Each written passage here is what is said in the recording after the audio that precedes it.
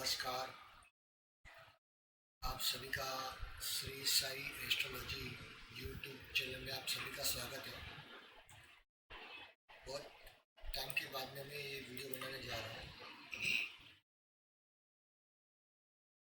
थोड़ा बहुत तबीयत के हेल्थ को लेकर थोड़ा परेशान था। आपके सामने मैंने जगन्नाथ होला का स्क्रीन खोला होगा।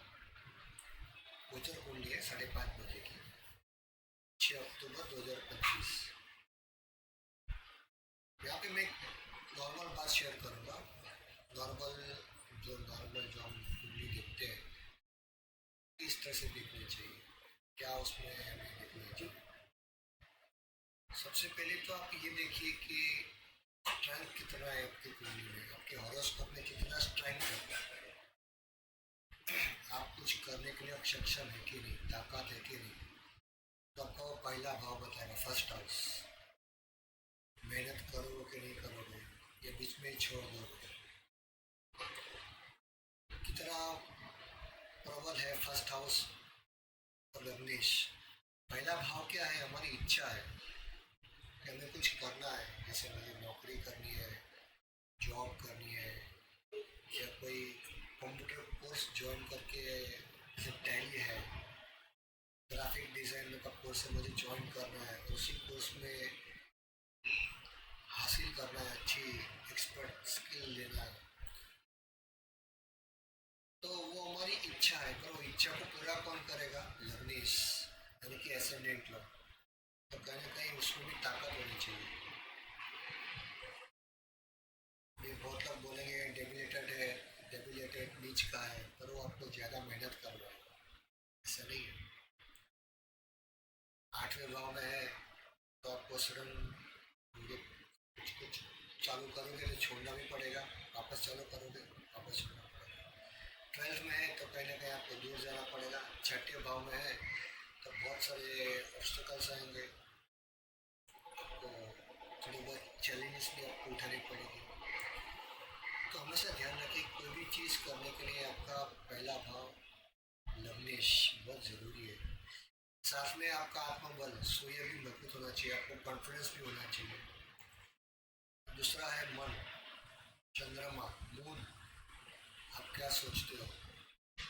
ऐसा नहीं कि भाई अभी आधे घंटे पहले सोचा चलो भाई कीबोर्ड सीखते, अभी भी दांडिया गया है, 2 दिन माता रानी आके चले गए, वैसे का भी हो गया। तो कीबोर्ड बजाना सीखते हैं, हम भी नेक्स्ट दांडिया में हम अच्छे प्रोग्राम में जाएंगे। मैंने 2 दिन अपने कीबोर्ड का म्यूज़िक क्लासेस ज्वाइन किया और बाद में बहुत हार्ड था, कुछ समझ में नहीं आता, और से ज़्यादा छोड़ दिया। ऐसा नहीं होना चाहिए। एक पक्का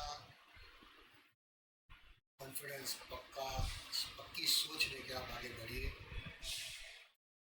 अच्छा, इसमें दशा भी बहुत काम करती है। दशा बोले तो उस टाइम में दशा क्या चल रही है। जैसे ये गोचर कुंडली मैंने लगा के रखी है सिर्फ एग्जाम्पल के तौर पे। तो यहाँ पे जो दशा चल रही है सैटर्न की चल रही है। आपको पता है सैटर्न की दशा तो इंसान को बहुत मेहनत कर रहा है अपने गोल्स हासिल करने के लिए, ठीक है। तो वो दशा का भी फैक्टर बहुत काम करता है उसमें। आपको कितना सपोर्ट मिलेगा अंतर दशाओं में। दशानाथ से अंतर दशानाथ जो भी, जैसे यहाँ पे मेरा अगर मैं बताऊँ कि मार्च से शनि की चल रही है और शनि में अभी फिलहाल शुक्र का अंतर चल रहा है, बराबर। आप देखोगे तो शनि पहले भाव में मीन राशि में, और शुक्र महाराज है 6ठे भाव में लियो साइन में, सी राशि, षडाष्टक योग है। आपको तो पता है षडाष्टक बोलते 6-8 का संबंध, एक दूसरे से 6-8 में बैठना, उसको षडाष्टक कहा जाता है। तो कहीं ना कहीं थोड़ा बहुत 6ठे और 8वें भाव को लेकर, यानी छठा यानी सारा षडाष्टक तो क्या, 6ठा और 8वां भाव, ये चीज़ अपने को देखने को मिलेगी यहाँ पे। तो ऑब्स्टिकल से तुरंत छोड़ देना, ये सब चीज़ें हमें यहाँ पे दिखाई देगी, ठीक है। तो अंतर्दशा नाभि महादशा से अच्छी तरह से प्लेसमेंट में बैठना चाहिए, ठीक है। आगे बढ़ते हैं। और एक इसमें आती है सुदर्शन चक्र कुंडली। अगर मैं इसमें चक्रास में जाऊँ तो यहाँ पे एक ऑप्शन है सुदर्शन करके, ये वाला कुंडली। इसमें 3 कुंडलियों का समूह होता है। इसमें तो राउंड सर्कल राउंड है, जिसका आप सॉफ्टवेयर यूज करोगे तो उसमें इसी तरह से 3 कुंडलियाँ आएगी, जिसमें लग्न सूर्य महाराज अच्छा जन्म होगा। तो इसमें क्या होता है कि आपका फिजिकल, आपका मन और आपकी आत्मा क्या कहती है वो चीज़ को करने के लिए, और कोई कार्य आप करना चाहते हो तो तीनों चीज़ों को सम्मिलित करते हुए वो कार्य पूर्ण होता है। कहीं ना कहीं आपको उसमें फोर्टिफिकेशन मिलता है। तो ये भी बहुत बड़ा फैक्टर है। कभी कभी दशा भी अच्छी चलनी चाहिए। कभी आपने चालू किया कि चलो भाई सूर्य, जैसे हमने देखा सूर्य शनि में शुक्र, तो बहुत उसमें यहाँ पे थोड़ा बहुत ऑब्स्टिकल दिखा है। पर कभी कभी आप ये भी देखिए कि योग कारक ग्रह की दशा भी अच्छे केंद्र में बैठे हुए प्लेनेट की दशा भी हमें एक उम्र के बाद, एक इंटर अपना लेवल के बाद में आती है। तब तक तो हम एकदम निराश हो चुके होते हैं कि भाई हम क्या करें क्या नहीं करें। फिर भी हमें हार माननी नहीं चाहिए और हमें प्रयत्न करने चाहिए आज हासिल करने के लिए। और एक कॉन्सेप्ट है राशि तुल्य नामा, जो मैंने बहुत, जिसे हम RTM कहते हैं। जैसे यही कुंडली जो लगी हुई है, तो ये D1 जो चार्ट है, तो D1 चार्ट में हम 11वें भाव में देखोगे मकर राशि, तो D9 में आप देखिए मकर राशि में कोई ग्रह है नहीं है। अगर मकर राशि में कोई ग्रह होता तो हम उसको लाभांशा कहते हैं, यानी कि जब भी इसकी दशा चलती तो आपको लाभ मिला था। वैसे ही सेकंड हाउस में जो मेष राशि है, एरीज साइन, तो यहाँ पे एरीज साइन में राहु है। तो जब भी राहु की दशा चलेगी तो आपको पता है, तो ये तृतीय से धनांश, धन जिसे हम किसी धनांश वो यहाँ पे काम करेगा आपका। और राहु ऐसा है कि आपको फेवरेबल साइन में नहीं है, मेष राशि में कोई ना कोई नई चीज़ चालू करवा देगा पर्टिकुलर टाइम में, कहीं कहीं स्टूडेंट से डाउन भी कर देगा, ऑब्स्टेकल्स दे देगा, बहुत सारे आपको ऐसे थॉट्स देगा जो आपको नहीं सोचनी चाहिए। तो ये भी एक चीज़ काम करती है। दूसरी एक बात है, आप वर्ग कुंडली को भी देखिए। जैसे अभी मैं चक्रास में जाऊँ तो यहाँ पे मेरी वर्गास में D10 भी देखिए कि आपका जो दशा चल रही है, जो दशा चल रही है वो D10 में 6ठे भाव, 8वें भाव या 12वें भाव में तो जो दशा प्लेनेट बैठा हुआ तो नहीं है, या फिर ऐसे प्लेनेट की दशा चले जिसके साथ में 6ठे, 8वें और 12वें भाव के स्वामी बैठे हुए हो, या फिर 6ठे, 8वें, 12वें भाव जो राशियाँ हमें यहाँ पे आती है उसकी दशा चल पड़े। आपको पता है ये कर्म का चार्ट है। तो अगर 6ठा भाव है तो बहुत मेहनत करनी पड़ेगी, ऑब्स्टेकल्स आएगा। 8वां भाव है तो सडन गेन्स भी दे सकता है। तो उस तरह की जॉब में या बिजनेस में आप होनी चाहिए, या छोड़ा भी दे सकता है आपको। को यहाँ पे ऐसा भी कि आपको विदेश यात्रा भी करवा दे समुद्र पार की। और 12th हाउस है जो आइसोलेशन है, तो ऐसा कोई काम जहाँ पे आप आइसोलेट करके अकेले करना चाहते हो, अकेले अपना काम छोड़ना है, तो ये भी देखना बहुत ज़रूरी है। यहाँ पर भी आपको 6, 8, 12 केंद्र त्रिकोण को भी देखना बहुत ज़रूरी है। यदि आप बोलोगे तो ये तो सब पॉइंट्स में मालूम तो पहले भी हम सब सुन चुके हैं। और एक फर्दर पॉइंट में आपको आगे लेके जाता हूँ, नॉर्म्स D9 में हर एक राशि, हर एक भाव, हर एक राशि भाव में हर एक राशि 30 डिग्री की होती है, और 30 डिग्री में 2.25 नक्षत्र होते हैं। 13 डिग्री 20 मिनट का एक स्पेन वाला एक नक्षत्र जिसमें 4 चरण होते हैं। तो जो चरण जो होते हैं 3 डिग्री 20 मिनट का, वही नॉर्मांस होता है। यही बात है, मैं आपको बताऊँ जैसे मैंने आपको बताया। तो यही चीज़ मैंने आपको पहले बताया, RTN राशि तुल्य नॉर्मांस। अगर आपकी D1 लग्न कुंडली में जो राशियाँ 6ठे, 8वें और 12वें भाव में है, ठीक है, चलो D1 छोड़िए, D9 में जो राशि जो D1 की जो राशियाँ है, जैसे जैसे यहाँ पे लियो साइन है 6ठे भाव में, लिब्रा साइन तुला राशि 8वें भाव में, और एक्वेरियस साइन कुंभ राशि 12वें भाव में। तो D9 में अगर कोई ग्रह बैठा हुआ है, जैसे अभी लियो साइन है, तो लियो साइन में कोई नहीं है D9 में, तो अच्छी बात है।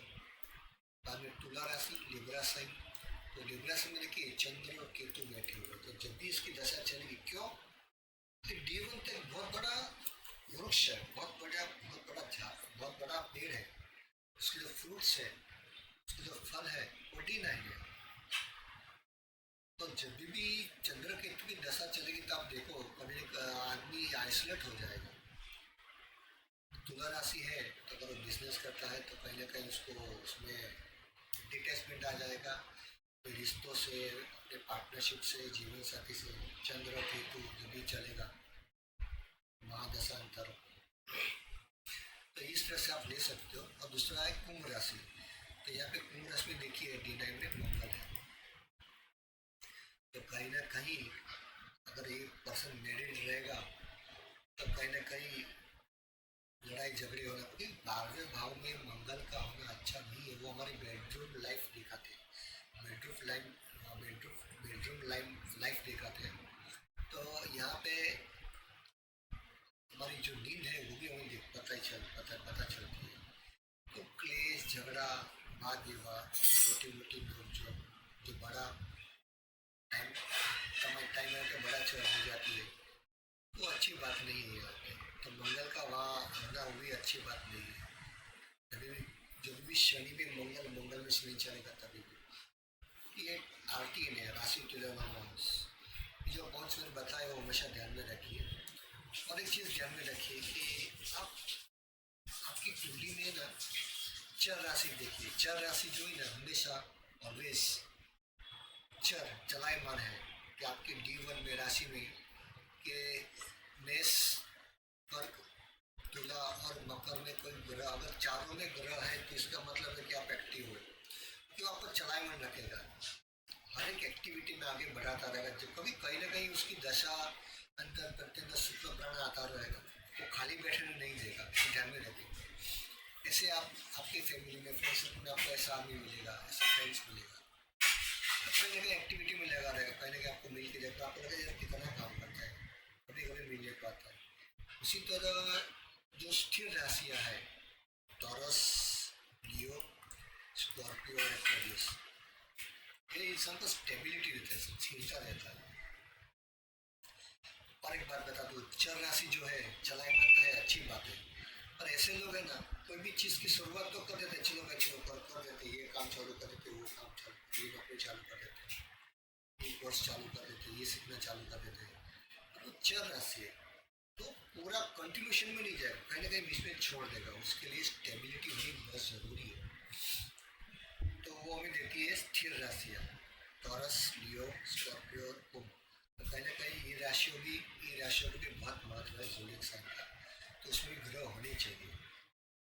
आखिर में आते हैं 3, 6, 9, 12, यानी कि द्विस्वभाव, ड्यूअल राशि 3, 6, 9, 12। तो ये चलायमान है कि चर राशि और स्थिर राशि का कॉम्बिनेशन बोल तो 15 डिग्री चर है, 16 से 30 डिग्री स्थिर राशि है।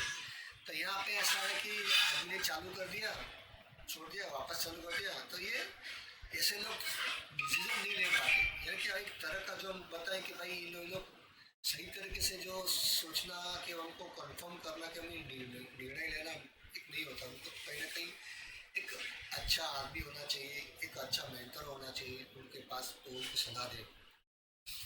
तो ये भी आप ज़रूर देखिए कि आपके कौन से राशि में कौन सा ग्रह किस तरह से बैठा हुआ है, ये मैंने बताया। अच्छा, तो फर्दर आगे एक स्टेप आगे जाते हैं 1, 5, 9 में, यानी कि धर्म त्रिकोण, या फिर हम किसे ऐसा है जिसे हम कहते हैं कि बताए कि अग्नि तत्व। अग्नि क्या है, अगर आप बहुत ठंड रहेगी तो आप जैसे अग्नि को प्रज्वलित करोगे तो आपको अच्छा महसूस होगा। तो कोई भी चीज़ की शुरुआत करने के लिए हमें 1, 5, 9 मेष, एरीज, लियो और सेजिटेरियस ये इसमें ग्रह का होना ज़रूरी है। उसमें लीडरशिप क्वालिटी, उसमें आगे बढ़ना, बहुत कुछ हमको उसमें बताया जाता है, हमको सीखने को मिलता है। बाद में आता है 2, 6, 10, यानी टॉरस, वर्गो और कैप्रिकॉर्न, ये अर्थ त्रिकोण है। तो ये हमें फाइनेंस के बारे में बताती है। तो इसमें भी ग्रह होना ज़रूरी है, ऐसा नहीं है कि ग्रह होना ही चाहिए, ग्रह होगा तो बहुत अच्छा है। तो कहीं ना कहीं आपको इसमें वो एक तरह का पृथ्वी तत्व है ना, क्योंकि ये अर्थ अर्थ है, पृथ्वी हमको, हमें हमें जमीन से, हमें अपने ग्राउंड से, हमारा जो बैकग्राउंड है, हमारा जो हम जहाँ से हम ऊपर उठे उससे जुड़े रखता है, तो उसमें ग्रह होने चाहिए। ठीक है। 3 से 3 7 11 यानी कि वायु तत्व है, यानी कि एक काम त्रिकोण इच्छा है। ये आज की तारीख में बहुत इच्छाएं भी नहीं होनी चाहिए। इच्छा के बहुत इच्छा को इच्छाओं के चलते हम बहुत कुछ पीछे छोड़ देते हैं कुछ भी हासिल करने के लिए। ऐसा मैं कहूँ कि ज़्यादा हासिल करने के लिए हम अपने फैमिली लाइफ, हमारा मैरिड लाइफ, फ्रेंडशिप लाइफ, हमारा एंटरटेनमेंट टाइम, बहुत कुछ पीछे रह जाता है। ये सब चीज़ें हासिल करने की, जिसे हम बोलते हैं काम काम त्रिकोण, डिज़ायर।